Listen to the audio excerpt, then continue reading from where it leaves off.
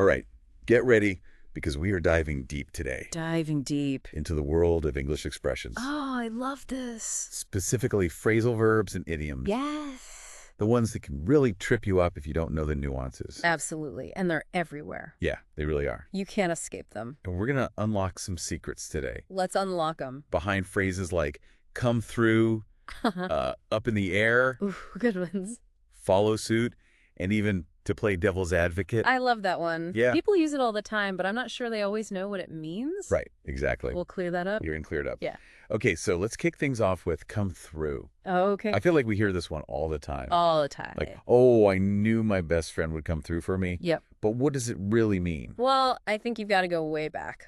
Okay. Think about like pioneers forging their way across new territories. So come through originally meant successfully completing a journey, overcoming obstacles along the way. So it's not just about arriving. It's about like the grit it took to get there. Exactly. Okay. It's about the resilience. Yeah. And I think that sense of resilience is still like embedded in the phrase today. Interesting. When someone comes through for you, Yeah. they're not just doing you a favor. Right. It's more than that. It's like proving themselves. Yeah, they're demonstrating their reliability, their unwavering support, even when things are difficult. It's like, I've got your back no matter what. Exactly. Wow. It really adds a whole other layer of meaning to that. It does, doesn't it? Yeah. I mean, language is always evolving, right? Yeah. It takes on these new meanings Right. while still holding on to echoes of its past. I like that. Yeah. Okay, let's talk about a phrase that I feel like captures uncertainty perfectly. Oh, yeah. Up in the air. Ooh, I love that one. Have you ever felt that? Oh, all the time? Like, oh, my plans are up in the air. I think everyone's felt that at some point. Right. Exactly. You know, it's like, You're just not sure which way to go. yeah, or like you're on a roller coaster and you have no idea what twists and turns are coming next.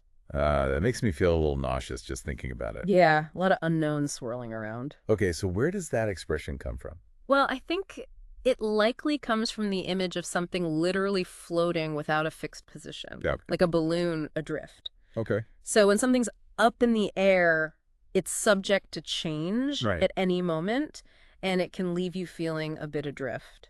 Right, like your vacation plans or a big project at work, Exactly. or even just like dinner plans with friends. all those things. If it feels like that balloon Yeah. bobbing around with no clear direction, You know it's up in the air. it's up in the air. And things up in the air can either float gently back down to earth or be swept away in a gust of wind. Yeah, You just never know. you just never know. Okay, let's move on to a phrase that's all about following the leader. Follow suit? Ooh, following the leader. Yeah. Is it as straightforward as it sounds? Well, the meaning is pretty clear, Yeah. but the origin is really interesting. Okay. It actually comes from the card game of bridge.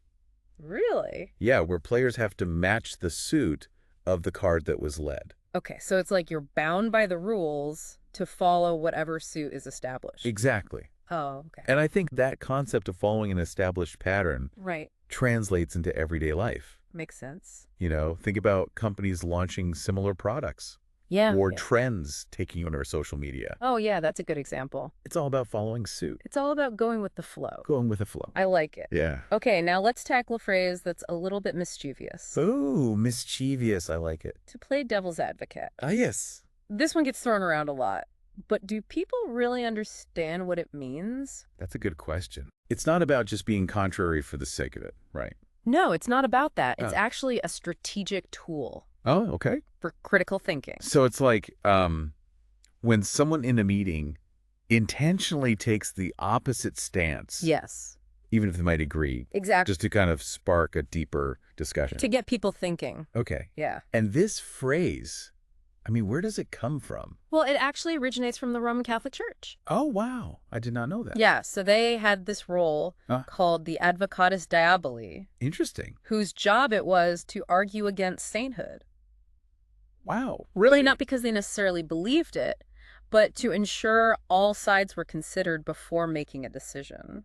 So it's really about challenging assumptions It is, yeah. and pushing back against the status quo Challenging a status quo. and making sure all perspectives are heard. It's a really valuable skill. It is, especially in today's world. Yeah, where it's so easy to get caught in your own bubble. Yeah, exactly. So to play devil's advocate effectively, you have to be willing to step outside of your comfort zone Right. and see things from a different angle. Oh, I like that. Yeah. Playing devil's advocate isn't about being difficult. Right. It's about being intellectually rigorous.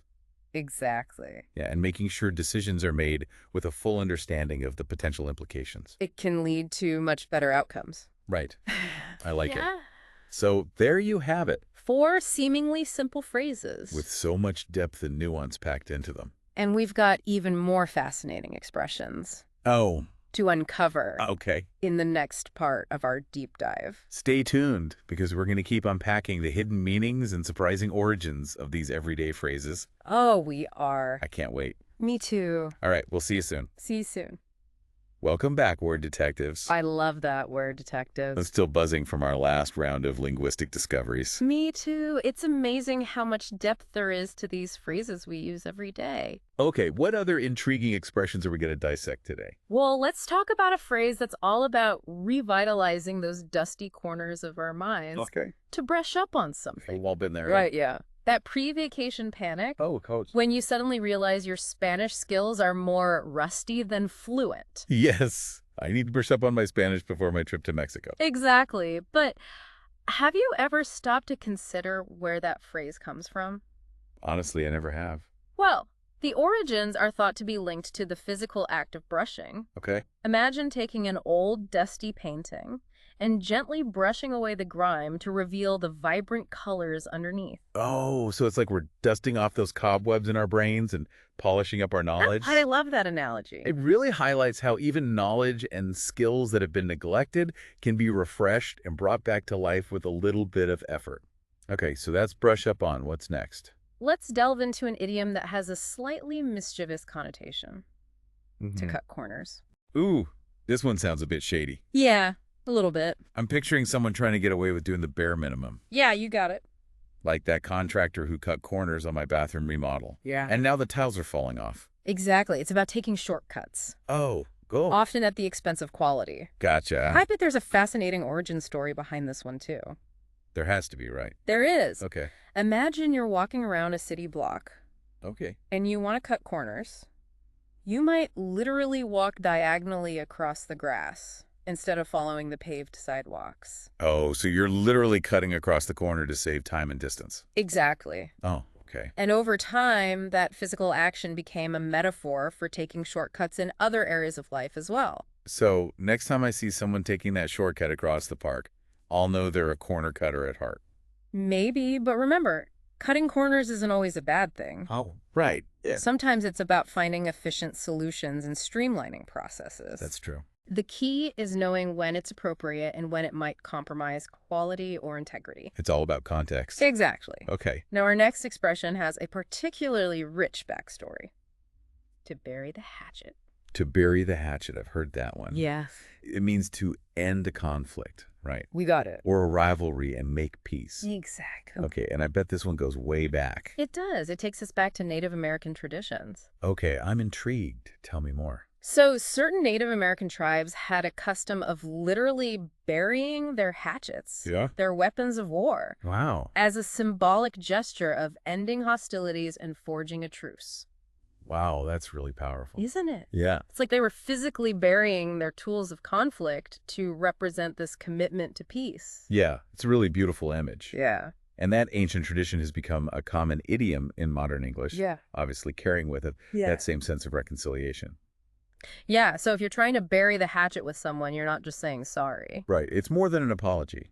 You're making a conscious decision to let go of past grievances and move forward. Yeah, forgiveness, understanding. Wow, these origin stories are amazing. I know, right? They really add another layer of depth. They make these expressions so much more meaningful when you understand where they come from.